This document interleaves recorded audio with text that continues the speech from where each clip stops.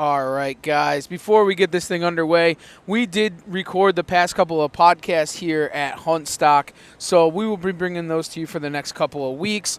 But we did still want to do an intro. We still got to, talk about our sponsors, so on and so forth. So your boy East Coast Trev is here, and so is the Madman Mardik. Yep, I'm still here. Oh, okay, good. I'm glad. Thanks for joining us. You had room for me on the return trip from Huntstock. I was a little worried. Yeah, why? What'd you think was going to happen? I didn't think there was enough room in the truck for me. I wasn't sure that there was enough room for me, and I was driving. We were loaded down. I know. That's for sure. I was trying to sell some stuff at the last minute, so we didn't have to bring as much back. But, I mean, it was. I had a lot of fun, man. It was a killer weekend. It was a great time. The 3D shoot was phenomenal. You just can't go wrong with it, man. No, it was a really good time. I look forward to that show every year. It's a great time of the year, too. It's like, I was trying to figure out the other day, is it the first show of the season or the last show of the season? I guess technically it's the last show of the season, but it's nice to get together in that time before the actual deer season starts and see all those guys that you haven't seen in a while and catch up and have a good time and talk about the deer season coming up. Yeah, for sure, man. And I definitely want a huge thank you to the guys at the Wildwood Farms. I mean, the hospitality always there is next to none. You can't get better hospitality than the guys up at the Wildwood Farm. I'm actually looking forward to going back here in the beginning of October for their fall festival. I think that'll be kind of cool. Absolutely. Every one of them, they're great. Every one of them's great. Let's break off, man. Let's do the sponsorships, and then we can kind of give them a little lowdown of how our weekend actually went.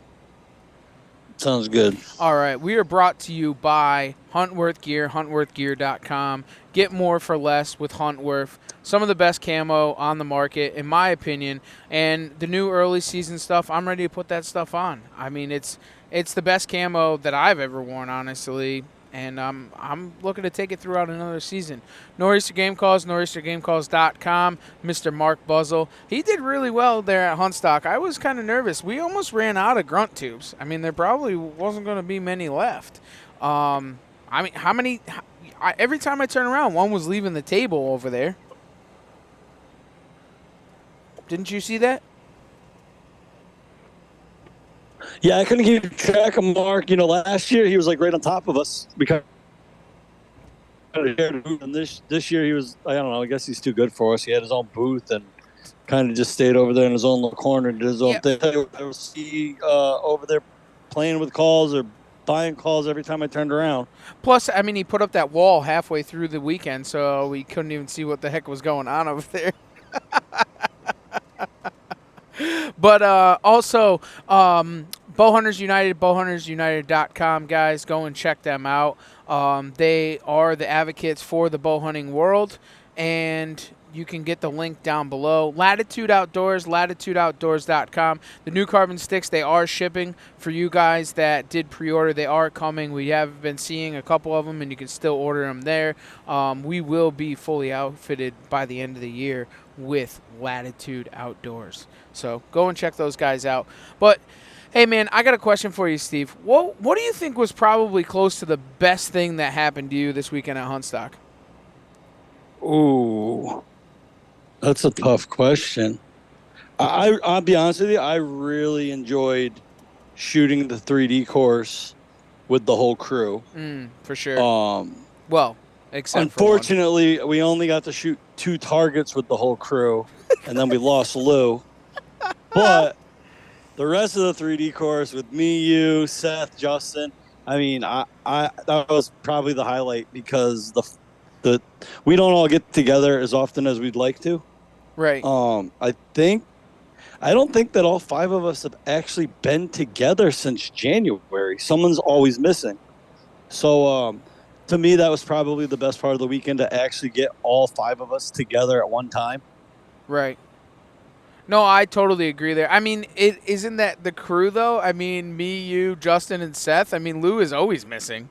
We can't. Yeah, even when Lou's there, he's really not there. He's not it's still #Lou. I thought maybe he was stretching for his midget wrestling competition, but then we came back and he was sleeping in the tent. He spent most of his time. I thought his big debut kind of went down. I don't know what he's gonna do now. What his importance is. If he's not gonna midget wrestle, he can't shoot. I don't know what to do with Lou. Yeah, and shout out to Brad Jarvis. He showed up. He was ready to go. He was Brett. So Brad took the belt. He took the title, I guess. undisputed. I guess he did. Well, TKO without TKO. But that was another good thing Yeah. about the show is so many people that listeners I mean some of them we've never met in person and got to meet, or friends and supporters, and just being able to meet them face to face and talk and just get to know those guys was really good. And new friends. Jake and Joey, I never met those guys. Those guys are awesome. Justin's friends. Brandon Ashford, we hung out with him for quite some time Saturday night, I think it was. Yep. Jake from Bow Minded, we got to camp with him all weekend. He's always a good time. He's a good friend of ours. We had all kinds of good people. The Primitive Patriot Boys, Josh and Joe, got to hang out with those guys. They did a podcast with us. We met some really good new friends. We got the old girl strutting her stuff, stealing some stuff from us. It was fun, man. We got to hang out with the boys from the Big Woods Bucks, Northwoods Whitetails, Live Free and Hunt. I don't know if you saw them. Those guys were there.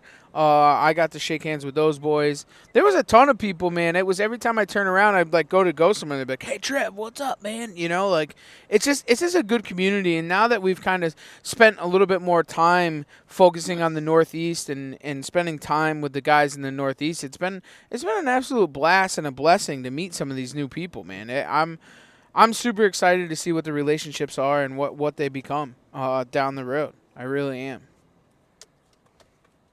Absolutely. That's the one thing about Huntstock is it's definitely a show, just like any other show that we go to, but it's not like any other show we go to. It's a completely different vibe, completely different feel. Being outdoors, being summertime, being so close to the deer season, like it's definitely its own thing. It's unlike any other show that. Yeah, and the thing is that they're trying to come on with their own film festival, and they're constantly growing it and doing new things, and I'm excited to see what becomes of it. The boys, Pat and Pat, man, really putting in a lot of work. There was tons of sponsorships, tons of cool giveaways. There was companies there. I mean, he moved from 34 guys to 97 vendors is what they had this year. Yeah. That's nuts. Absolutely insane. And one of the things I had asked to Pat, I said, what happens when we outgrow this space? And he's like, we're just gonna have to cap on how many people can come in, and that's crazy, dude. When it gets to that point in 2 years' time, that's just absolutely nuts. Yeah, absolutely. I think they have a lot of space left to go, though. No. Oh no, they do. But you figure if they have a growth of that, it's 3 times growth in 1 year. Right. So if you do that again, that's a lot. Right. Absolutely. That's a lot. I'm not gonna do the math. I'm looking forward to it. Yeah, we know. No, just being to be able to part of it last year and the first year, since day one, basically. I'm really excited to see the future and where it goes. Absolutely. It's definitely a good time. Yeah, I'm looking forward to it. Great location. It's pretty centrally located. Yeah. In the Northeast, so it's really not that far, no matter what direction you're coming from. And right. I can't think of a better location at the Wildwood Farm. No, not at all, man. Well, dude, I want to get into early season scrapes and all this other good stuff, dude. Why don't we get on the man from Backwoods Scents or Backyard Scents? Backyard Scents. Yeah. Wow. I'm pumped. I picked up some stuff from them. I haven't. I'm still unpacking from the weekend, believe it or not. But you too. I'm gonna get some of that my stuff. truck is still loaded with everything. Well, what it is, man. You grind all weekend at a show, and then you come back, and it's time to go back to work. So It is what it is, right? But right. I'm hoping at least this week I have some started, but I just opened them up and have a licking branch with nothing on them. So I've been waiting to get my hands on some of this backyard scent, and I picked some up at Huntstock this weekend, and I'm going to deploy that hopefully this coming up weekend. Yeah. Well, I'm looking forward to it. There's a lot of really good information, a lot of really good stuff, a lot of good conversation that's in this podcast, and you could probably learn a thing or two. So put the earbuds in, man, kick back, and let's take you for the ride.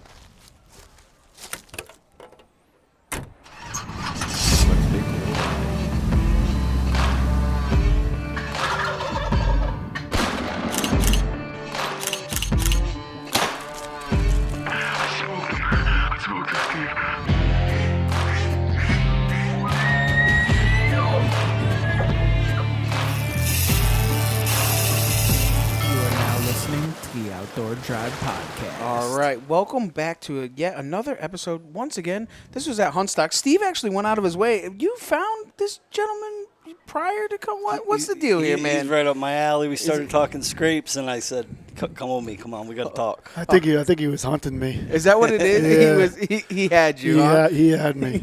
Yeah. Well, we have Chad from Backyard Scents up here in the loft at the Wildwood Farms.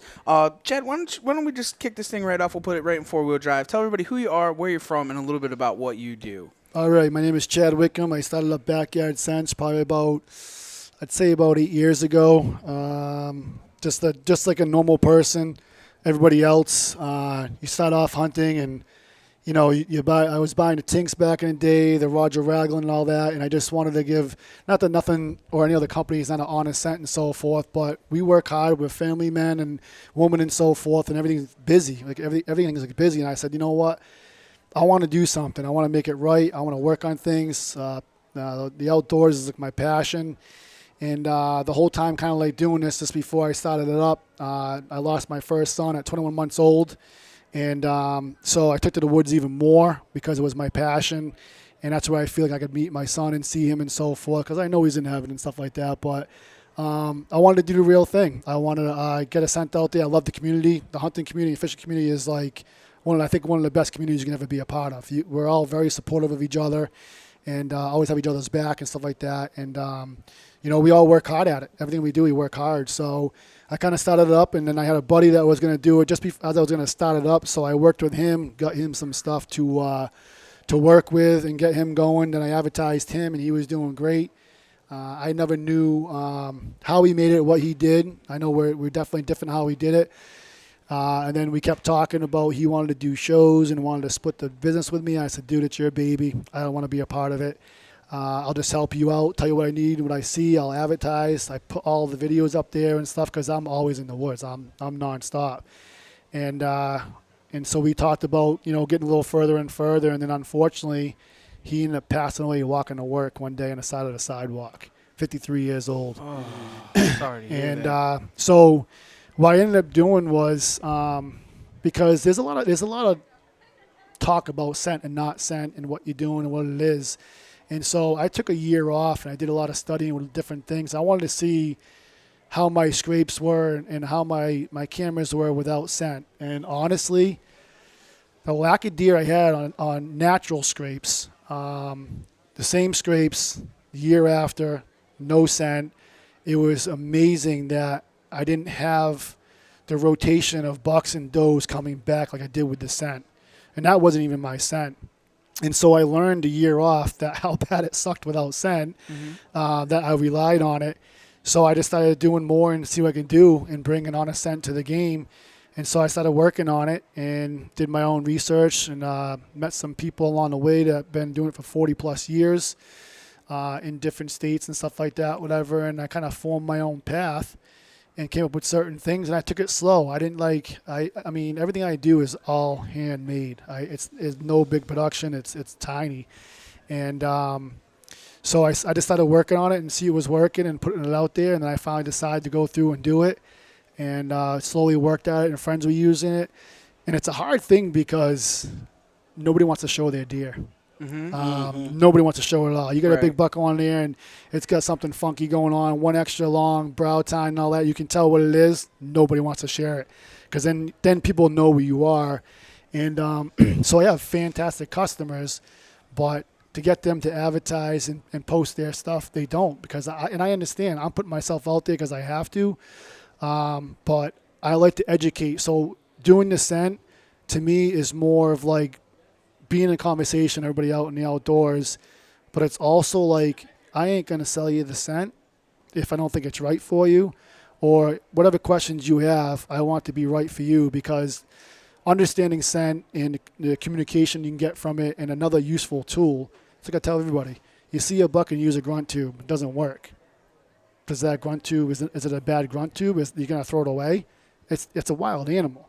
You still got to keep working at it. It could be the end of the season that something works, but that tool could help you along the way. So I got with it, going more. This is actually here at Huntstock is the first show for me to do, and my voice is raspy talking to a lot of people, but I tell you what, though, I've had the pictures I've seen in the last 2 days of people from Maine, New Hampshire, and Massachusetts of deer that they had on their cameras. I'm humbled, because I had a lot of good things being said. Because it's tough, because you can have people that come. I'm horrible with my own body scent when I go and do most of this stuff, because we're always running.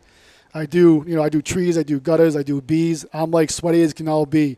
And then I'll jump in the woods and go there and make a mock scrape or whatever. And sometimes, like, people don't understand. It's not a magic juice. You still got to have, like, you got to have an idea what you're doing, where you're placing, or keep. You got to be, you just got to do your due diligence at it and just keep moving things. And sometimes people just either will touch something and a buck will come up or a doe will come up and smell them and take off. And it's like, oh, well, your scent did this, and what do you say to that? I mean, it's hard. Right. So, but this whole show, I've had all positive feedback. Everybody's been good. Everybody's been supportive. And so, like I said, the hunting community, man, is awesome, for sure. So one thing we want to touch on is, I would imagine most listeners have put a camera on a scrape before. Yep. Most listeners have probably made a mock scrape, licking branch, and not use scent. And you'll get pictures of deer. They will work. But let's talk about what actually using a product like Backyard Scents does as far as the communication aspect and introducing new and unknown deer to the herd and whatnot. So basically, people come up to me and say, oh, yeah, all I do is just pee in a scrape. That's great. I mean, that does work, but all you're actually doing is so deer are very curious. A lot of deer get shot by curiosity sometimes, because that's just how they are. So you're piquing their curiosity. But what are you getting when you pee is that they are relating to the ammonia that it turns into. I mean, pee turns into ammonia within hours. It starts. So at least you have that communication. You have that, you're piquing their curiosity. Now, with the scents that you do, like finding out today, and listen, we all started from somewhere. And I learned through years and different things, and still learning from my customers, everybody I talk to, that there's always something different you can do or use. With my scent, it's all 100% natural. Everything that's in that bottle, a deer would smell every day. Everything that's in is natural. There is nothing foreign to that at all. So what I look into is you start looking at the glands. You start looking at the interdigital glands and the tarsal glands. That's for the scrape, right? It's communication. Like a buck can go down a doe run, across a doe run, catch the interdigital gland. He can tell you how long ago she walked and which direction she went just from that. That gland is so powerful. That now you're looking at, like, this buck is falling because it's communication, and he knows where she is and how close she is to be an estrus as well.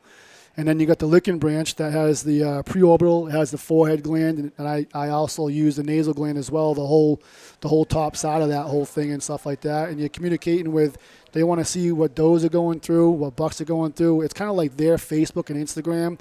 That's how they stay in touch. So you can pique curiosity, but then you also do information. With my bottles, every one of my bottles has about five deer in it. And now what you're doing is you're bringing either fresh meat for does, you're bringing different does to your native herd, and then you got the intruder buck. So you start communicating, you start wanting to make this buck think that he has to come to the scrape more often and come to this area because you're the freshest scrape in the woods. And now they start coming up and they start getting interested in what's going on. And hopefully the time that he comes up and he's there and he's trying to figure things out, you already harvested them. So the communication and the curiosity goes together, and you got to try to pique both. I mean, even like opening your scrapes, I tell everybody today, they ask me questions, and They said to me like one thing, like, what's one scent you would use? I wouldn't just use one scent. Right now, being preseason, I would use like a buck and doe licking branch because that's natural in the woods. Even telling them that I use buck and doe licking branch and scrape on the same time, like the same time, I'm like, yeah, because that's what happens naturally. I want does to come. I want bucks to come because when we're hunting bucks, what are they doing? Following does. You know, and or their scent check and see what's going on. Then you get the intruder bucks that will come to those scrapes first. That's their intel. They're going there, say, all right, who's on Facebook? Right, who's in my neighborhood? Yeah, they're going there to see what's going on, and they don't know what's bred and so forth, so they're trying to see what those are around.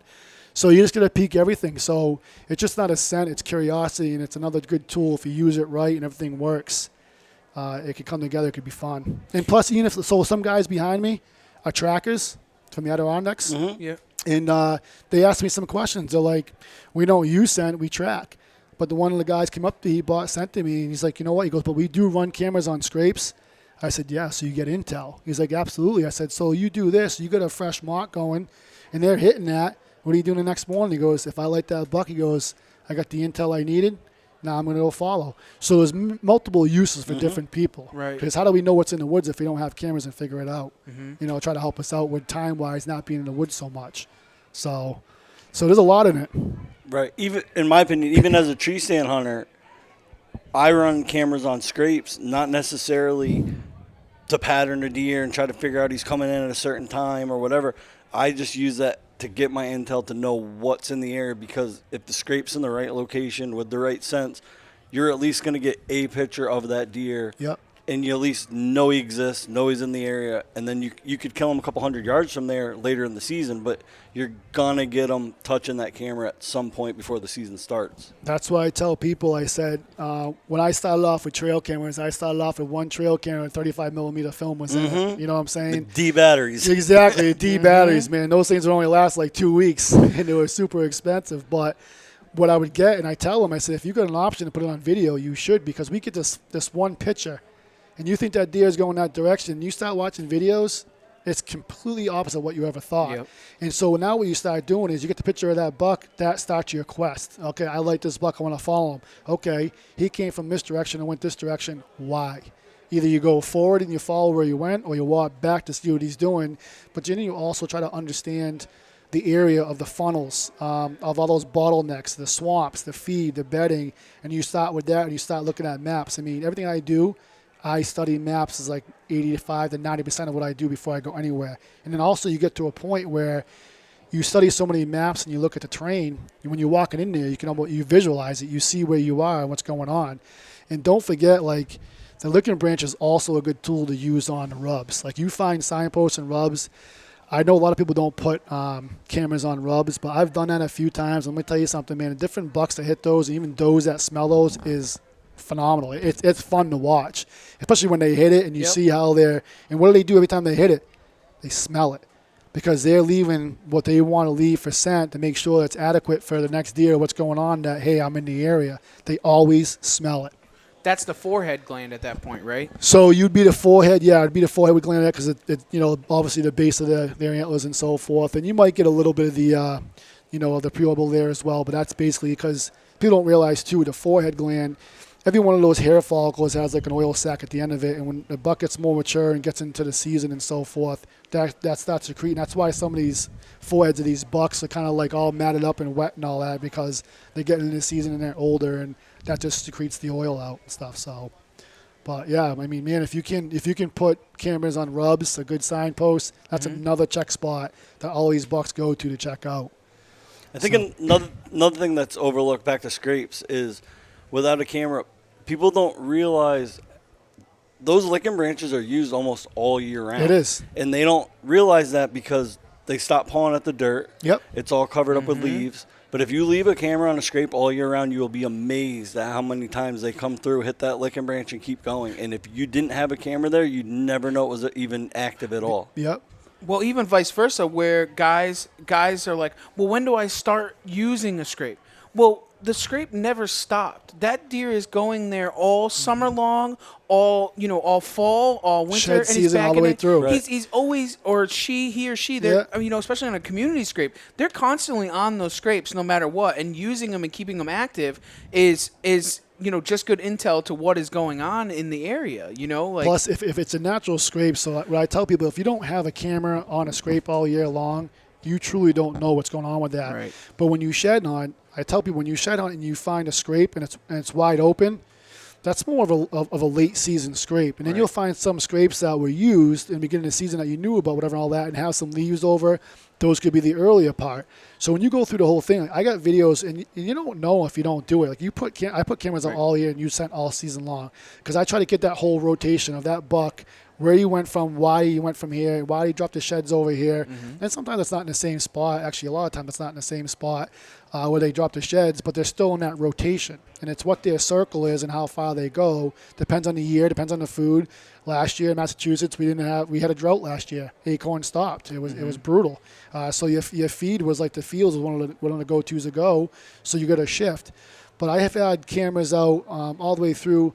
I've had bucks come through that are shedded in the second week of April into the third week of April, and they're hitting the scrapes still in the licking branch. They're already shedded, already past that, but you're in April. right. They're already starting to, hopefully starting to grow their sheds at that time, got some bumps and so forth, and they're still in that rotation of what the season was before.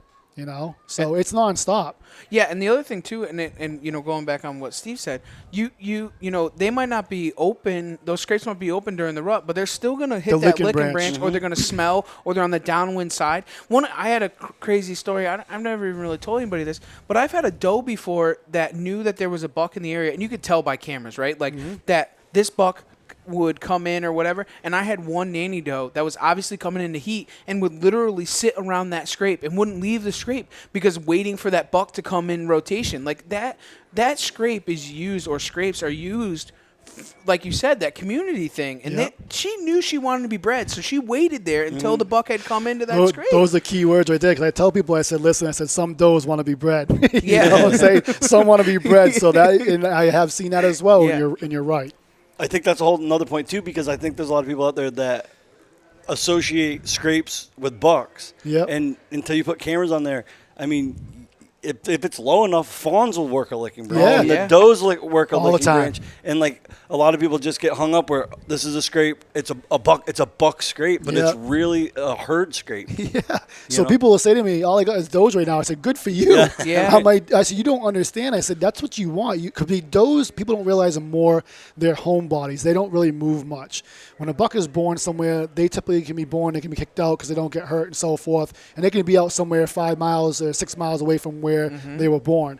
Eventually, they'll come back around, and hence your kind of like your intruder buck will come back around. But you got those does coming through there. That's a great thing. And even like people say, oh yeah, right now you got like, and these are the things that we're fed. All right. Right.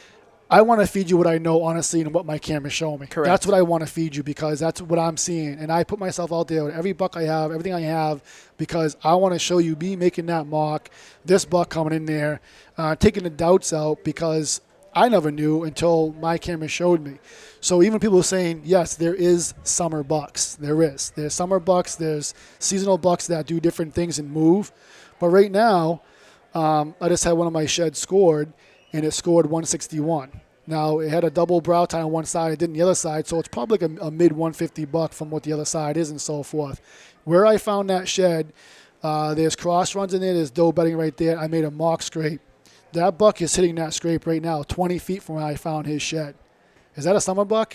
No. I had him all season long, hitting my scrapes during bow. I just could never pick the right day. We all know how that is.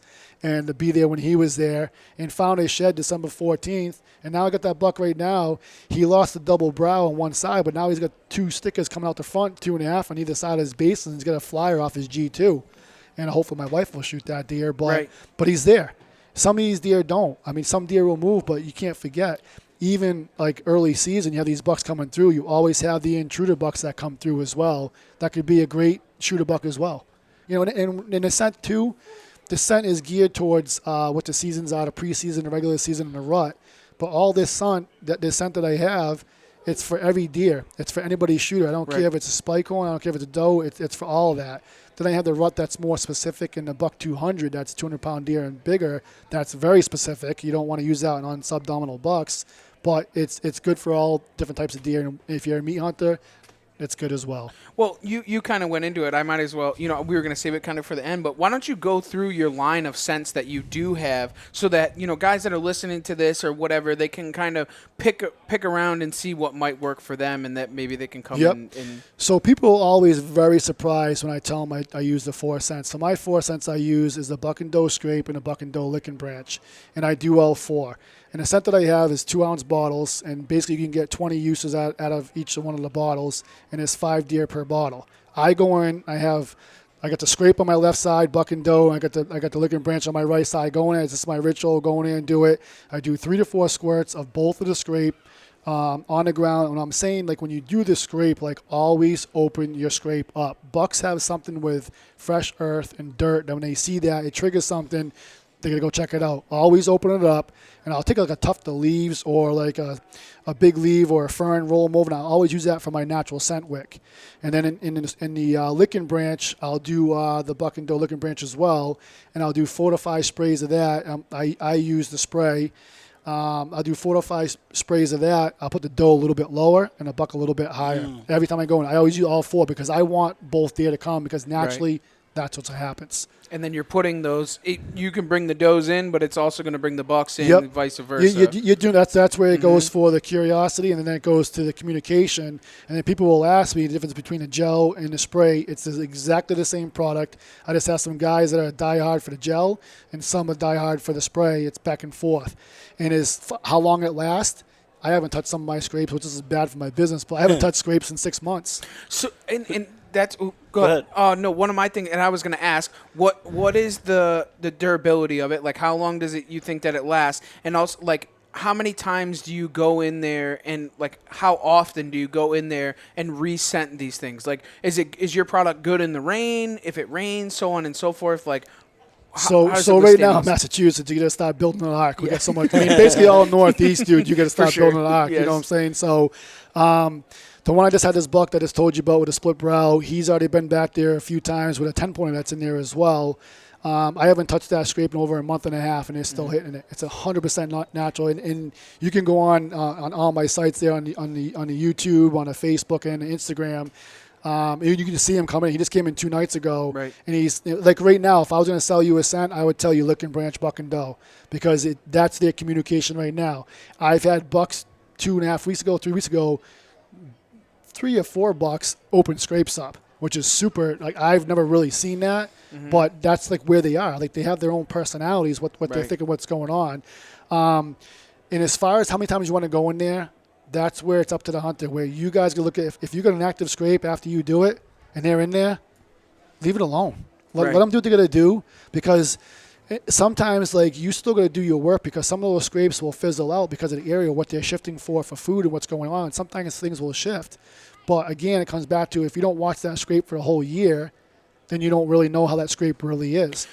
So I say, so I haven't touched stuff in 6 months, and sometimes in some areas I'll go in there, if I got a butt that's interested, and I kind of like get him on a rotation or see if he's an off day, a couple days, I will run in there and hit it again just to let him know that he missed something else coming through. And so it's always on the hunter what they want to do. And I think that you hit that point, and that's what I was going to kind of say is like if you have the scent in there, those bucks are going in there. Now they're putting natural scent into it, and then you wait a little bit. If it slows down, put that scent back in, because obviously they went there on a curiosity and a dominance aspect, because I mean, in my thing on scrapes, and Steve can probably contest to this, is that like no matter if it's summer, winter, whatever, they still have that dominance in them. They're animals. They're constantly, bucks from, the day that they're born, you can see it in the fawns too. They're always dominant. They're always trying to find their pecking order and keep that, so they're always going to do that. So if you start to throw, if they're in there making natural scent, leave them for a bit and then add the scent in, right? I mean, because you don't want to start getting into a thing to where if you're not, the scent control is not good, don't give them any reason to be educated at all. And another good time to hit them is if you see your season and your deer are changed, and now your bucks that you have in that area have maybe bred the does and you notice that they moved out and so forth. Now you're going to start thinking intruder bucks or a traveler buck. Go in there and hit that again, because now those bucks are all starting to search. When they're starting to search, so I shot a buck a couple of years ago. It's probably like 5 years ago now. That I had him on a camera for 23 hours, and this buck came in. I didn't know it was a regular camera. I came in and I was late going in there. I didn't even have a tree stand in there, but I knew they were hitting a spot, and I had some good bucks coming through. And I came around through this field and through this goldenrod, and I kind of did my U-turn coming around 180 degrees. Got to my camera, took the card out, put a new card in there.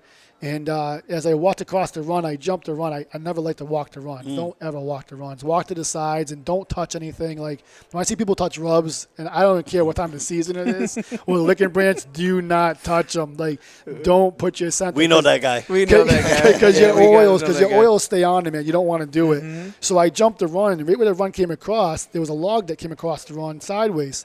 I took the doe scrape, and I actually squirted on top of that log, thinking if a deer came down to run, he's going to put his nose down and stop. Gives me an opportunity to occupy him to take a shot. So I came in, I sat down behind the stump, and all I could really see is like my neck up, and I'm about 18 yards from this run. And it was one of those days, like, I don't really call a lot, and I decided just to grunt like, a deer's dying in there, whatever's going on. He wants to fight any buck in there. And as I went through the card, I saw this one buck, and I noticed that he's been there for about 23 hours. And so I'm hitting this grunt tube 4, 5, 6 times, like every 5 minutes. Like, I am putting a racket on there. Next thing I know, so I had some big pines in there, and this buck, I don't know how they always do it, man, but they can walk and sneak in, and you can't see him, but he knew exactly where I was. I saw his horn come out one side of the pine tree, and he came right in, and he knew right where I was, and I didn't even move. And he finally came down, and where I put, and this is where you kind of do things off the cuff sometimes, and you'll learn, where I put that doe scent on that log. He came down, but he stared at me for 5 minutes. He's 18 yards staring at me. You can only see me from my neck up. And I took my gloves off underneath because I had a big stump in front of me. Took my gloves off. I had my gun ready. And he finally, figured there's a swamp behind me, so I knew I was good. It was all water. Nothing's coming through there. And he kept looking, and the wind was perfect. The wind was coming from him to me. And he finally put his head down on that log, and that was my opportunity. I pulled up and I followed his leg up and shot. He went 60 yards and dropped. That was a traveler buck. He was staying next to that. I walked around that buck. He was bedded in the goldenrod and watched me go around him because I didn't stop. That's another thing. Like, you can hunt areas where there's a lot of pressure, but the people, sometimes the deer are used to the walkers or bike because it's all that same consistent travel. And when we stop, it's when it gets them scared and so forth, whatever, and they jump up and they get nervous. But the deer are used to the people like that. So I kept that continuous walk, and I didn't stop because I didn't want to spook anything out. I did it right to my camera, and I was 18 yards away, set up, and it worked out. Sometimes that buck, it worked out for him. Well, for me, not for him. Yeah. So It's funny. You brought up a valid point. I know we're talking scrapes and scents and stuff, but, I mean, we both hunt high community areas, right, where there's bikers, hikers, so on and so forth. I mean, obviously, we're in New England, so there's a lot of it, right? Yeah. And there's been multiple times where you've been in the stand and there's does or whatever, small bucks, and you'll hear a mountain biker go by or somebody walking. And what they just pick up their head, they watch them. As long as they don't stop or they don't pay no mind to them, they just put their head back down and they just keep going on and grazing on what they're doing. I mean, they know they watch us more than we know. Oh, 100%. And then 100%, more than we watch them, 100%. So the reason why my scent is called backyard scents because some of the biggest deer are backyard deer. They are used to the dogs barking, the kids playing. I remember back in watching videos in the 90s of the guys that they were videotaping way back in the day, and they talked about backyard deer or the supermarkets being built. They bought old farms. They were run down. There was apple trees in there. And it's like one of the perfect spots parking in a parking lot. Walk in the woods behind there. The guy's sitting there drawing on a deer, and you can hear the kids in the background. You can hear the dogs barking, and they always talked about the backyard deer, and I never forgot that. I said it's true. Like, they know how to get through there, and they're bedding down on people's backyards. They know what to do, but they're not scared of that. It's like that fence line. They're right at the fence line, So, but you just got to keep pushing at it, man. Like I said, I learn from everybody. You just bring different angles, and you can learn your own stuff, man. Don't think you can't. You can bring anything to the table. Absolutely. Right before we go here, I have one last question, and we ask everybody this question, and I bet you this is going to be a very special one for you, is what drives you outdoors? So the outdoors for me is I'm a Christian man, and I everything I do, I owe it to God. I'm blessed. I'm blessed what I have. And my son passing away. I have two beautiful stepboys that are 22, 21. And we actually just adopted a boy about 6 years ago. Devontae would be the same exact age as Talon that passed away. I think it's like a connection because sometimes the world is so cruel. We walk around and everybody's just like, it's kind of like almost like Finding Nemo, like all those, seagulls. It's like mine, mine, mine, mine. Like people don't want to reach out to other people, and like we're gonna be a community. We're gonna be unity together. And I think it's my direct connection with God, and I'm blessed to be able to go out there and do this and turn it into one of my businesses that I do and so forth. But it goes out there and it kind of like calms you. And if I don't have to shoot a deer every year to call myself a hunter, I just love getting them on camera, finding the sheds and stuff like that, whatever. But I think the biggest thing is it's my connection with God and spending time out there and being a part of that and talking to my boy, and keep pushing. And then just today being humbled, these last 2 days here at Huntstock and how awesome these people have been and the pictures I've seen. I mean, my wife looked at me because she's like, this is the first show she's ever seen. She's like, I don't even know how you got sent right now. She's like, everything I've heard from all these people, it's like unbelievable. So I kind of gave her a little bit more hope in it as well and understand because she's like a city girl supposedly, and opposite attracts, I guess. Yeah. And but her being here is awesome because she's learning a little bit side of that, and I know because she's a planner. So I know from this, she's going to all right, next year, this. Yeah. I'm in trouble. Yeah. I'm in trouble. So. It's a good thing for your business, though. You could spend more time on it now she understands, right? Right. I'm hoping, she was supposed to be here 2 days, and all I know is she's out there spending money and comes back with more and more things. Like, all right, I got to keep pushing sand. You're supposed to be here selling it for me so I can talk, and you're never here. Sure. So, but the biggest thing for me is that I'm blessed, and God has truly blessed me. And we have a lot of hard things in life that hit us, and it's how we come out of it. And just help out when you can, man. Like pay it forward anytime you possibly can because we always carry a lot of baggage. You don't know where someone's sitting, and just recognizing somebody someday, can make their day. You don't know that. And I've had messages like through my boys' death and so forth, whatever. I've had a lot of people message me later on saying that your strength is actually people who are on the verge of suicide.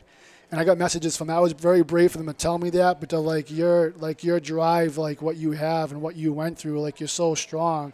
You can find things in yourself. Like when you handle something, sometimes you can find it. Don't think you ever can't, but pay it forward. That's one of the biggest things in this world, man. Pay it forward and work together as a community. Unite. Just be together. It's too cruel out there, man.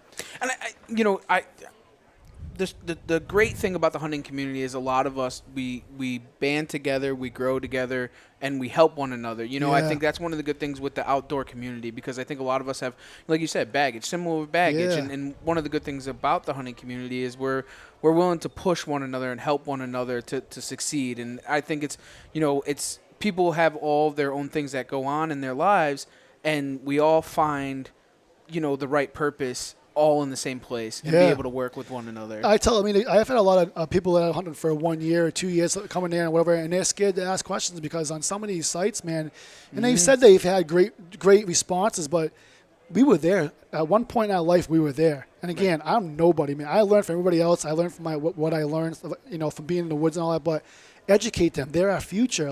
Get them in there. Why be piranhas and, chomp their heads off when they're asking a simple question? I mean, there's no wrong question. If they don't know, they don't know. I don't know everything. We were all there before. Yeah. 100%. And we forget that sometimes. These guys are just trying to find out whatever. And again, they come up here and if they don't feel it, don't know, I said, don't buy my scent. I said, until you're ready, whatever it is. I said, when you're ready, I said, dude, all these people that come through here, I said, message me. Let's talk. I said, I'll educate you. These 2 days for me has been more education than selling my scent. And people walked in my booth and I know they weren't going to buy scent, but I talked to them and I said, I'm not here to sell you scent. I said, I want you to buy it, no doubt, but I want to educate you from what I know and what I've seen. I said, go see my videos, go see this. I said, I try to put up as most educational videos as I can from start to finish because some people it takes a lot for them to walk to your booth and even talk to you. And these guys are like, you know what? I'll try to. What would you do? And I said, this is what I would do. And they do it. And it's, just be compassionate about what you do and be honest. That's it. And it's one of those things. going back on what you were saying, and that's one of my biggest pet peeves, and that's kind of why we podcast, why we have a group page, we have a lot of community outreach, right? Yeah. Within the Outdoor Drive, because there's so many people out there, and I think the root of all evils in the hunting industry is social media, right? Yeah. But social media is a good thing for all of us and growing Yep. our businesses and so on and so forth. But there's certain groups and stuff where, like you said, they get on these pages and they ask simple questions because they don't know, and they get tore apart. Yeah, And they're scared of it. yeah, so I think there's a great, good people stay with good people, and we have those outreach programs where guys can reach out and ask questions like, hey, they can contact you. Hey, man, what do you think about Yeah. Backyard Sense or whatever the case may be? Or we have a group page, because social media can be an evil, evil place. It can be very, you know what? There's people here I talked to, and one guy was like kind of like walking away, looking at me. He just sat there, asked me questions for a half hour, and the booth at that time was pretty full, and my wife was there and so forth, whatever. But I don't care. I'll lose sales to educate this guy. And he looked at me. He wanted to ask me one more question. I said, listen, I don't need any more spots. I don't care about your spot. I said, you want to send me a map, and I'll tell you what I think about what I do. I've had guys do that. I have so many people that do that. And, again, I just, scout the map so much. And I said, I see pinch points. I see food. This is where I'd be. I had a guy call me back. He goes, your first exit, you said was your number one. I shot an 8-pointer right on it. He goes, dude, right on your X. He goes, how'd you do that from a picture? I said, you just learn it. I said, you learn it. And, again, sometimes it's wrong. Sometimes it's right. But you just do it, and the guy was happy with it. I don't need anybody else's spot, and I don't want to take it because it happened to me my whole life. Right. It still happens. Yep, People hunt your vehicles. Yep. They don't hunt deer. We live by that. We're going to buy sleepers. Yeah. You know what I'm saying? Yeah. We're going to, I used to drive a Honda Civic for a reason. that's what I'm saying. He ain't hunting. No, he's a bird watcher. Yeah, exactly. it's true. Exactly. Bernie Sanders bumper sticker. Yeah, exactly. Well, Chad, man, we don't want to take up much more of your time, but one last thing I do want to do is, can you just give everybody a point of contact for you, whether it's Facebook, Instagram, so on and so forth, where they can find you? I'm so horrible at this. I don't even know how you would say it, but it's Backyard Sense. I am on Facebook. I have a YouTube channel. Okay. I am on Instagram and so forth, whatever. You can reach out to me, whatever you want. I've had people even doing my regular name, Chad Wickham, and so forth, reach out, point you in the right direction. You can message me, whatever. I don't even care about giving a number out. I'll do whatever it takes to talk to you and get you in the right. I don't even care if you're not even using my scent. I'll tell you what I think you should do as far as like a setup that I would do. Right. And it's, there's a lot of opinions in the game, right? And this person's opinion to this person, you take a little bit of each opinion and kind of form your own and work with it. So those are the 3 I'm on right now, and I'm so horrible at that as far as I need to get that going a little bit more as far as and I've done a lot of videos this year, and I've actually had I've been a busier season because I put a lot more out there. I'm trying to be more diligent with that because I'm just always in the woods, and I want people to see what I see. Right. And I want them to have fun, and I want them to enjoy it. I want them also to understand that not every scrape in the woods is going to work. And also, you obviously have a website that these guys can go Yeah, and buy products they can go on on? backyardsense.com, and you can order anything you want, questions as far as that as well. I'm actually going to, now I have shirts and so forth, so I am going to add more stuff on there, but it can ship anywhere. Cool. Not a problem. Awesome. We appreciate it, Chad. Thank you very much, man. Let's get back to hunt stock and let's have some fun for the rest of the weekend. Thank you, guys. Thanks. Everyone else, thanks for taking the ride right here on the Outdoor Drive.